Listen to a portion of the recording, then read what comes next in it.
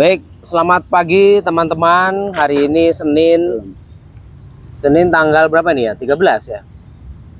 Senin tanggal 9.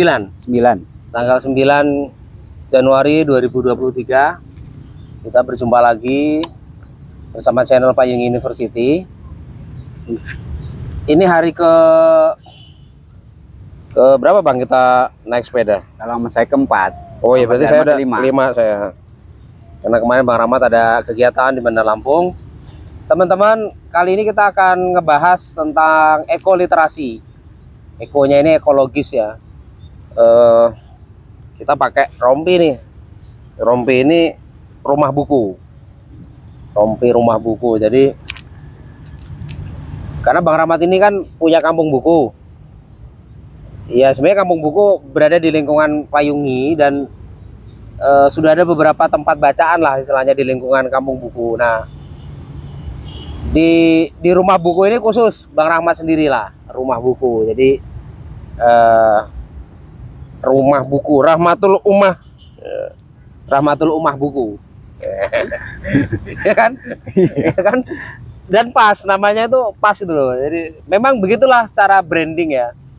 Pengetahuan, literasi mengajarkan kita untuk bisa otak-atik gadok, bikin jingle, ya kan, dihubung-hubungkan, ditulis dengan satu hal yang unik gitu kan. Kayak kemarin kita nulis tentang gerakan jaga teman gitu kan. Kita pedulilah kawan-kawan kita di posisi apapun.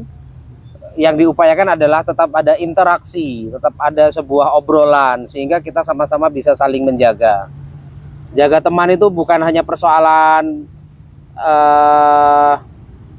satu dimensi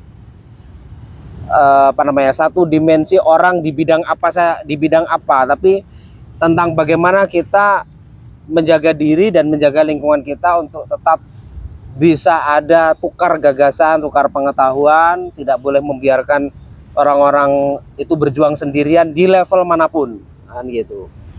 Jika kemudian teman-teman kita ada yang di level pemberdayaan, ya setidaknya kita dukung kan gitu. Ada teman-teman kita yang di lingkungan hidup, kita dukung.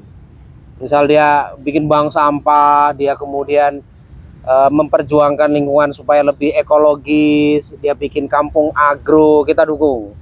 Ada teman-teman yang pengen fokus di ekonomi karena dia ingin menguatkan basis ekonomi.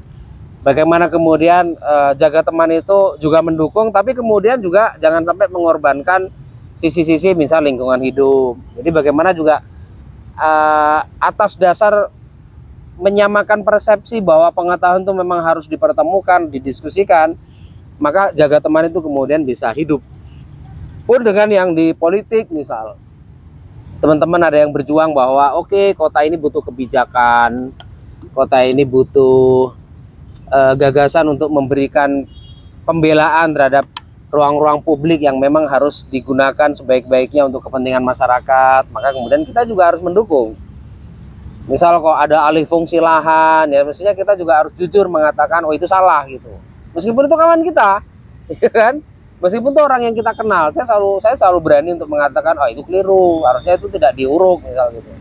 Siapapun kolega kita, kawan kita, kalau kepentingannya adalah kepentingan untuk menyatakan pengetahuan, mestinya kita jujur dan itu proses jaga teman. Jaga teman. Karena kan namanya teman kita tidak tahu bisa berubah pikirannya, bisa berubah gagasannya gitu. Tapi pengetahuan dan kemudian sampai menemukan wisdom itulah yang sampai kemudian kita yakin oh yang benar ini gitu. Bukan benar atas persepsi masing-masing gitu, tapi oh gejala pengetahuan, konsep pengetahuan itulah yang kemudian membawa kita pada tataran wisdom. Nah, ekoliterasi, saya ingin merefleksi dulu saya dan kawan-kawan ya, kawan saya Bang Rahmat, teman-teman Kamisan, Bang Oki, teman-teman semua itu kita dulu pernah bikin bank sampah Cangkir Hijau, masih hidup ada di Metro Timur dan sekarang tiap hari Minggu mereka membantu untuk ngurusin sampahnya Payungi juga. Kemudian kita dulu pernah Bang bikin GPS, gerakan pungut sampah di sini. Dulu kayaknya tamannya juga masih banyak pengunjung dagang ya, dan memang Semrawut. Samber sampah mari bersihkan. Oh ya, kita bikin gerakan samber sampah mari bersihkan. Kemudian ya GPS gerakan pungut sampah. Kemudian kita kali ini ingin membahas tentang ekoliterasi. Ekoliterasi bagaimana ekologis ya, literasi yang menyadarkan tentang bagaimana perjuangan ekologi. Bang Rahmat pernah nggak nemuin orang yang naik mobil kemudian atau naik kendaraan tahu-tahu dia melempar sampah plastik gitu? Pernah, bahkan ada beberapa kawan juga karena latah mungkin ya, kebiasaan menganggap itu tidak masalah gitu ya. Jadi ya mungkin dari hal-hal sepele, buang puntung rokok, terus buang bungkus meskipun Bang Rahmat perokok juga kan? Iya, kalau bisa kan harus dibiasakan, kalau enggak biarin di mobil aja kotor atau matiin masukin kantong gitu. Artinya Abang punya komitmen, ini kalau habis ngerokok ini ada puntung rokok ya, harus bersihin. Kalau kemarin beberapa waktu yang lalu ya, kesadaran itu kan belum sempat terbentuk. Hari ini saya ngerokok mau di mana aja, kalau nggak ada tempat pembuangan yang pas, saya kantongin. Saya kantongin kan. Kecuali abunya ya, abunya enggak. Abunya kan bisa ini ya. Kayak kita kemarin itu kan saya kumpulin, saya cariin tempat sampah, baru saya buang. Terus gini Bang, mengapa ya orang Indonesia itu sekolah kuliah sampai 17 tahun, tapi buang sampah itu masih pada sembarangan, dipayungi di Damraman dulu bahkan ya. Saya tuh pernah pengunjung tuh ribuan ya. Saya sedih tuh orang sampai buang sampah plastiknya di air. Saya turun, saya pakai karung, ya waktu itu saya malu ya, saya pakai penutup, kemudian saya ambilin. Itu saya dikira pemulung saya, ya karena memang tampilan saya tak tutup gitu. Padahal saya penggerak di situ loh, saya penggerak Damraman. Nah, padahal saya ngeliat, ini orang mungkin ya sekolahnya tinggi juga gitu. Dan itu dibuang ke air tuh. Kenapa ya? Apa yang salah nih dengan pendidikan kita nih? Iya, mungkin ya. Karena kalau kita ngeliat Jepang ya, Jepang mau di mana aja, kita ketemu orang Jepang, dia tuh anggap sebagai karakter dirinya, harga dirinya lah. Kayaknya memalukan banget kalau dia sampai buang sampah. Nah kita tuh enggak. Atau kita kan pilihannya gini, kalau kita belajar dalam filsafat ya, kita akan kenal metodologi Yunani itu. Jadi Yunani itu sebenarnya dibangun di atas mitos dulu, baru pengetahuan. Kalau Hegel kan itu membahasnya jelas dalam filsafat sejarah itu. Jadi yang paling rasional kan kata Hegel itu filsafat Eropa, dia memang basisnya rasio. Kalau Asia, Yunani itu mitos. Jadi berangkatnya dari mitos. Nah, kita juga punya sebenarnya mitologi itu. Tapi kita nggak nyampe ke pengetahuan, ajaran mitologi yang diajarkan oleh moyang itu udah kita tinggalkan. Jadi, padahal itu fase harusnya mitologi itu bisa juga menuju rasionalitas. Bisa. Cuman kan umpamanya dulu orang-orang tua itu mengajarkan tidak membeli senjata tajam, besi, itu pada malam hari, termasuk jarum lah ya. Nah, itu kan kenapa itu? Ada mitos yang dibangun. Pokoknya nggak boleh lah ya, tabu apa istilahnya? Apa namanya? Pamali. Pamali. Kata orang-orang Jawa kan pamali gitu. Tapi ternyata belakangan kita bisa pikirkan itu. Kenapa enggak? Karena punya kecenderungan pada malam hari itu senjata-senjata digunakan untuk kejahatan. Karena kejahatan itu kadang-kadang hadir begitu ngelihat kesempatan. Ada yang memang tercipta kayak gitu. Dia awalnya nggak ada niat, tapi ada kesempatan. Orang terdorong karena orang sebenarnya punya kecenderungan untuk melakukan kejahatan ya. Ada juga orang yang udah niat, kesempatan dia bisa ciptakan. Nah, saya melihat bahwa sebenarnya kita punya tradisi menghormati lingkungan dari awal. Oh, jangan nebang pohon sembarangan, jangan kencing di bawah pohon, nanti kesambet, nanti apa gitu ya, diganggu penunggunya. Kaum agawan kadang malah menganggap itu, wah ini syirik. Iya. Nah, kaum agama masuk taunya itu syirik, aspek rasionalitasnya belum masuk, udah ditinggalin. Masing-masing memperlakukan lingkungan sebebas-bebasnya. Aspek pengetahuannya belum masuk, tradisi itu ditinggalkan. Akhirnya terjadilah eksploitasi alam. Nah, bisa jadi juga persoalan tradisi sampah itu kita tidak punya akar tradisi, atau kita punya akar tradisinya kita lupakan karena mungkin berbau mitos. pengetahuan kita belum sampai. Mitologi tadi artinya orang tidak mau menganalisis secara rasio dulu, Iya. langsung menggunakan analisis keagamaan dalam perspektif keyakinan. Iya. Iya, Ada nggak bisa kisah itu di Kampung Abang misal apa gitu? ada banyak kan. Kalau orang laut itu ada banyak pamali-pamali lah ya. Ya umpamanya tidak boleh membunuh ikan apa, terus pohon besar itu karena memang tradisi Hindu juga ya. Pengaruh tradisi itu Hindu itu besar. Tapi orang di Kampung Abang Muslim semua?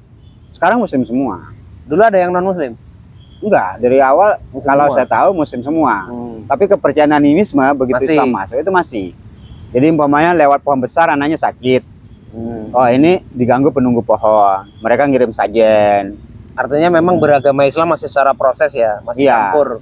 Saya itu Antara masih dapat animisme dan karena waktu itu saya ingat saya masih SD itu setiap Jumat itu ada sajen di bawah pohon besar. Nah kami itu biasanya sengaja datang terlambat ke sekolah karena mau nunggu telurnya. Dulu kan makanan enak telur di kampung saya, ikan itu kan udah biasa. Tapi kalau ada yang telur rebus apa-apa itu istimewa di kampung.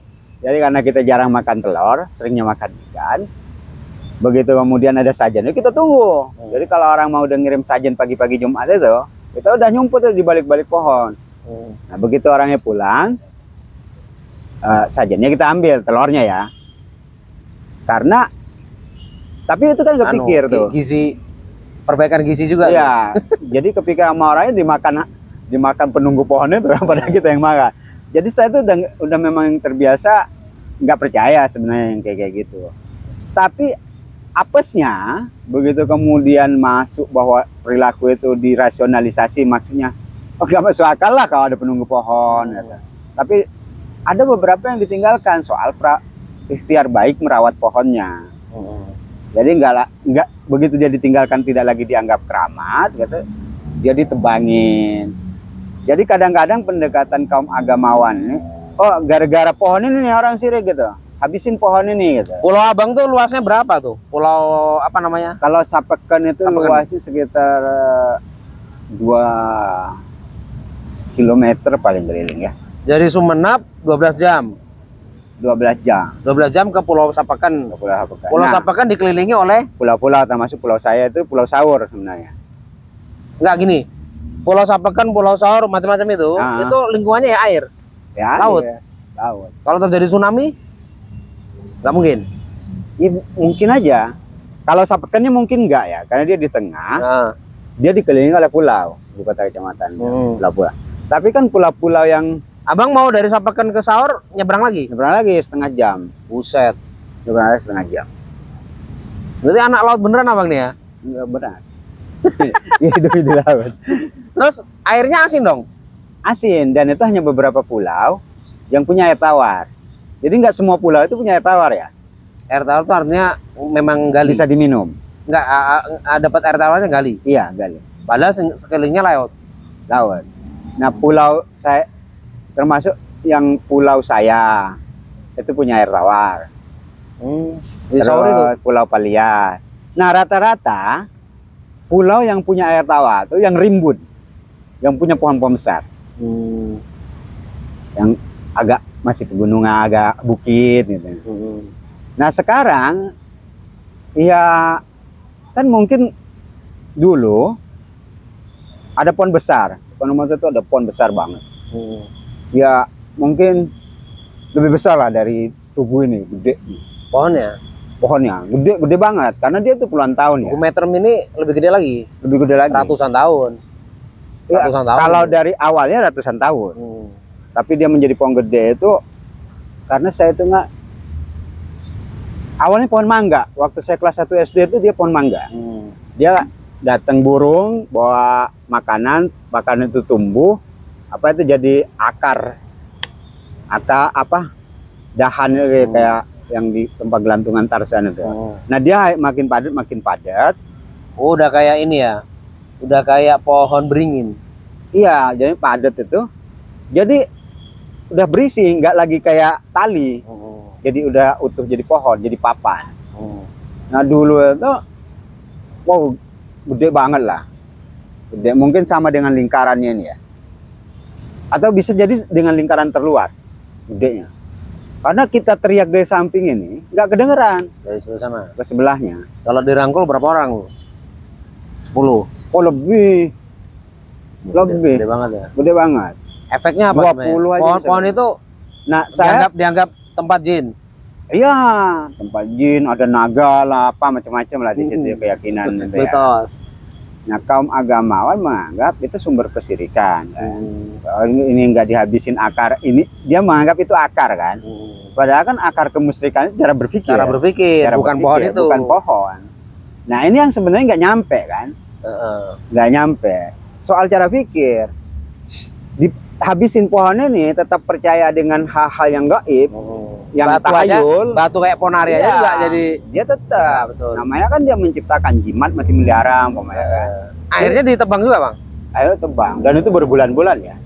Nebang pohon itu nggak cukup sehari 2 hari. Nggak bisa. 1 bulan nggak cukup.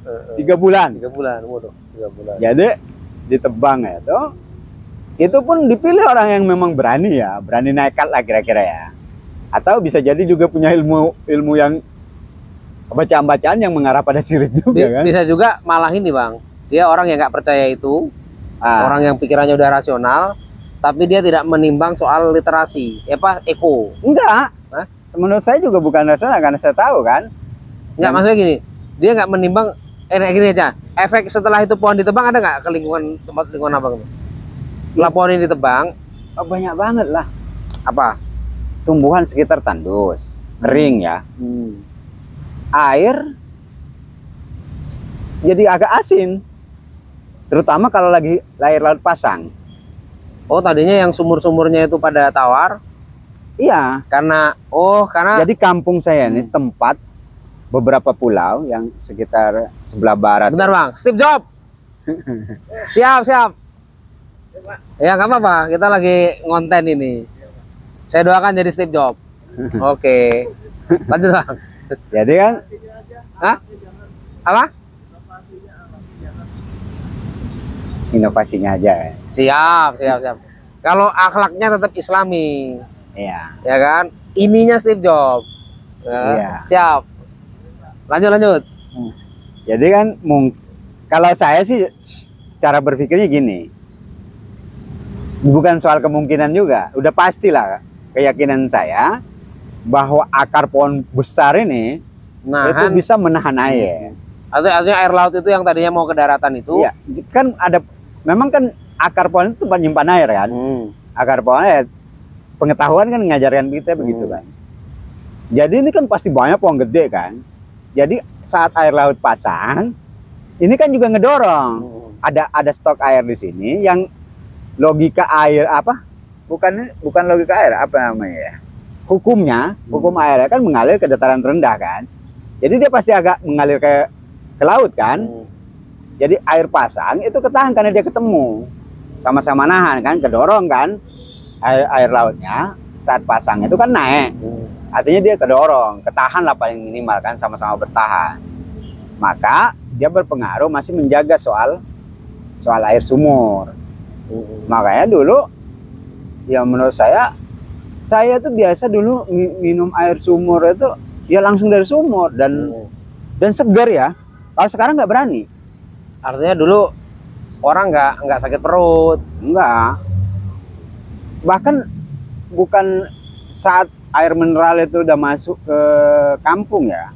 Air mineral itu udah setelah pohon ditebang, air asin, orang akhirnya jadi galon semua kan. Waduh. Akhirnya tambah lagi ke biaya hidup kan. Waduh, berarti ya kerugiannya luar biasa itu. Jadi kalau dia udah direbus, air itu udah kayak kuning. Bukan kuning, putih, tapi di bawahnya tuh kayak zat kapur. Asin, enggak? Garam. Agak asin juga, kayak air rawa ya. Iya. Payau. Nah, ada banyak pelajaran. Orang laut itu, orang sekitar laut itu membuang sampah ke laut.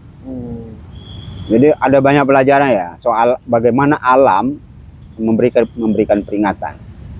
Jadi lu buang sampah, Karena dibalikin lagi sama Allah. Dibalikin kemarin waktu Desember ini kan saya dikirimin tuh video-videonya. Jadi masuk ke dalam rumah-rumah, akhirnya pasang beserta agak ada badai dikit lah ya, gelombang. Jadi sampai ke jalan raya, sampai masuk ke rumah-rumah, sampah yang mereka buang itu. Ya. Ini obrolan kita kawan-kawan udah sangat postmodern banget kan? Ini kajian kita kajian postmodern udah kayak gini. Jadi kita ngelihat modernisme itu ternyata banyak menimbulkan kerusakan. Orang menemukan teknologi, orang nyampah, ternyata Allah membalikan itu, mengembalikan lagi sampah itu ke rumah-rumah kita lagi. Jadi diskusi sama kawan, ada kawan yang ngabarin ya, dia ngomong, ya mungkin saat rasionya sampah ini kita tumpuk, kata dia, tumpuk dalam beberapa tahun, itu bisa lebih dari ini. Nah, kalau kita nggak ngerasa bahwa laut ini udah sesak penuh, udah dimuntahin lagi kita. Dan ya itu sampah kita dan harus kita terima kan.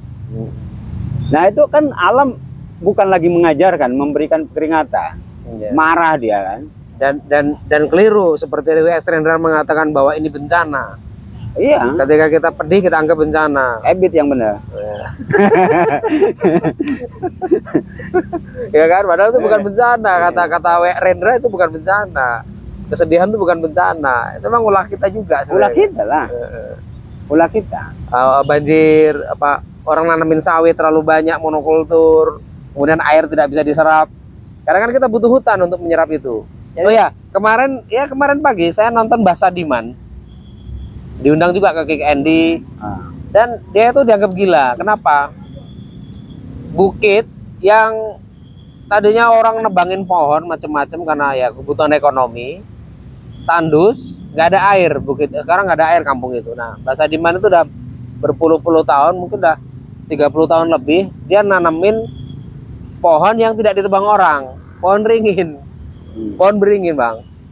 Tanamin pohon beringin. Kan orang malas mau nebang pohon beringin buat apa? Nah, dari situ ternyata sekarang dia dapat Kalpataru.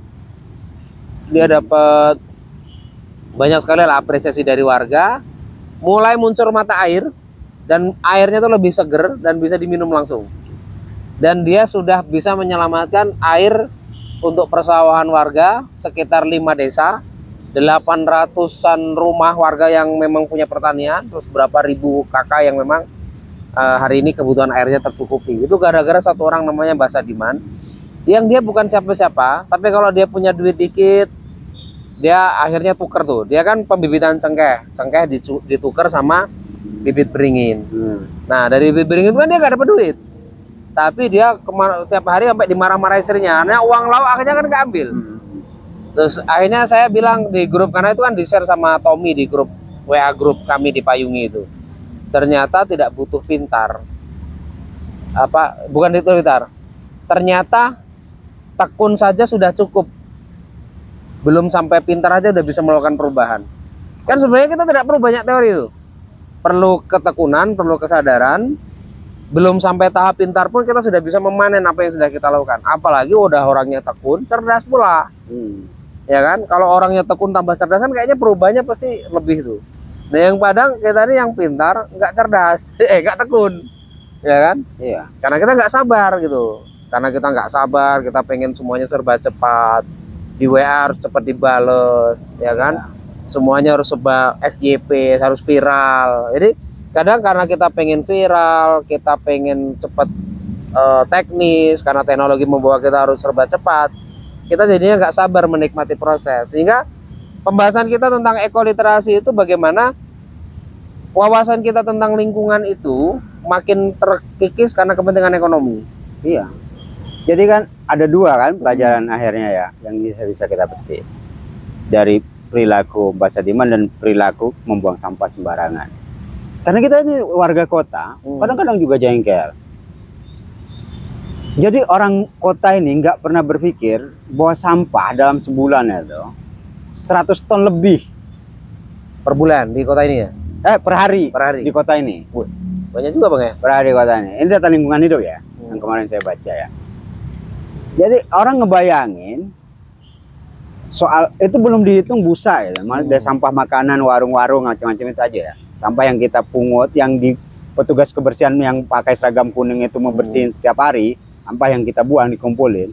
Makanya ada berapa hektar itu yang di TPAS Karangrejo. Kalau kita berpikir nggak bisa klasifikasi sampah, ditumpuk semua plastik itu susah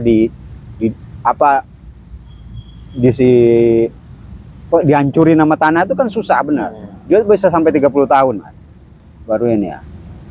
Kalau di laut, makanya kan ada beberapa ya yang kemudian di dalam tubuh ikan itu plastik. Nah, jadi sebenarnya kita nggak bayangin, kita taruh aja sampah kita seminggu aja di rumah. Saya yakin dalam 1 bulan itu kita udah berkintal-kintal ratusan kilo ya. Atau bisa jadi 1 rumah tangga itu bisa 1 ton 1 bulan. Enggak lah kalau ton. Ya kalau ratusan kintal lah ya. Ya kalau itu sampah hanya kita ngadain sampah makanan. Kalau kita bongkar-bongkar bisa nyampe. Ya taruhlah. Tapi yang rutin mungkin 100 kiloan. Taruhlah sehari 3 kilo misalkan. Berarti 30 hari ya taruhlah 1 hari 5 kilo mungkin lah ya. Iya. 5 sampai 10 kilo. Ya, 5 kilo kalau hari 30 hari 150 kilo ya, 1 kintal lah, 1 kintal. Oh, banyak juga ya. Itu 1 rumah tangga ya. Dengan kepadatan penduduk ya. Belum soal busa sabun kita yang limbah ya. Limbah ke kali.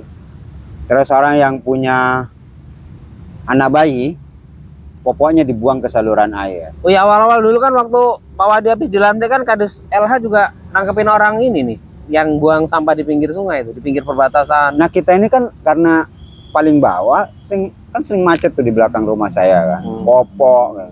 Orang Metro ini kan di kali sekarang. Tapi ngebuang popok bayinya di kali itu kan sama aja. Ngajarin anaknya sama aja dengan, karena bukan anak yang ya.